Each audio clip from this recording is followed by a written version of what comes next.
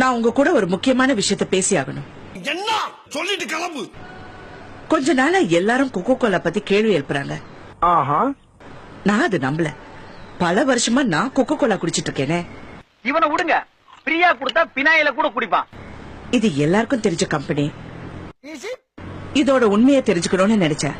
ஏன்னா என் குடும்பத்தோட நலனும் முக்கியம் தானே. ஏன் உனக்கு இந்த வேலை?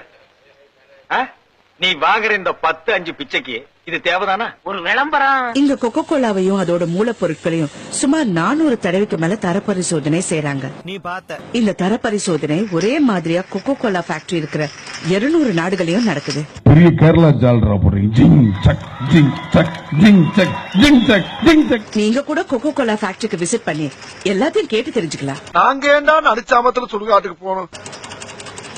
நான் முழுமையா நம்புறேன். கொக்கோ கோலா ரொம்பவே பாதுகாப்பான ட்ரிங்க். எப்படிதான் நீங்க வாங்க குடிக்க ரொம்ப சேஃப். நீ பெண் என்பதால் தப்பித்தாய். சோ தோணும் போதெல்லாம் நீங்க உங்க ஃபேமிலி கவலைப்படாம கொக்கோ கோலா குடிச்சு என்ஜாய் பண்ணுங்க. மாடு கலனி தண்ணியை குடிக்கிற மாதிரி குடிக்கிறாங்களே ஐயா.